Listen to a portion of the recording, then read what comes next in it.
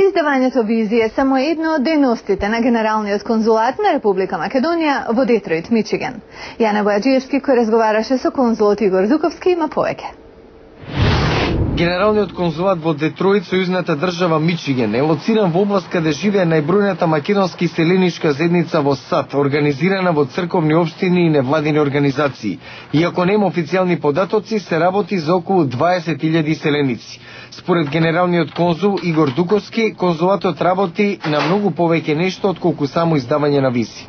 Генералниот конзулат во еден проактивен и партнерски однос со македонските организации тука во Детройт и неговата поширока околина спроведува проекти од област на културата и образованието, со кои проекти се помага да се зацврстат врските на иселениците со татковината.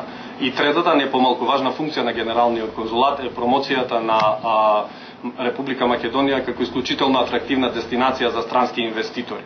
Македонските селеници во Детройт се организирани во две црковни општини: Свети Ѓорги Кратовски од Фармингтон Хилс и Раѓање на Пресвета Богородица од Стерлинг Хајтс.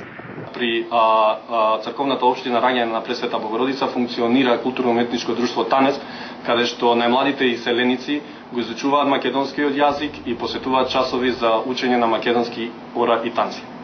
Конзулатот во Детройт посредува во активности за помагање на здравствените центри во Македонија. Дуковски ја издвои соработката со непрофитната организација Светска медицинска помош од Детройт.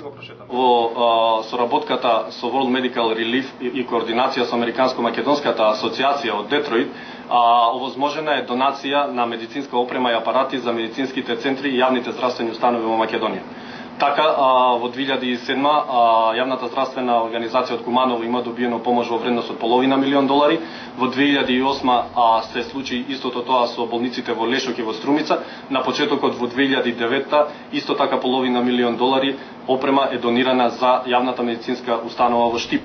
Дуковски вели дека соработката ќе продолжи и оваа година. Веќе се договорени нови 8 донации за здравствените центри во Македонија.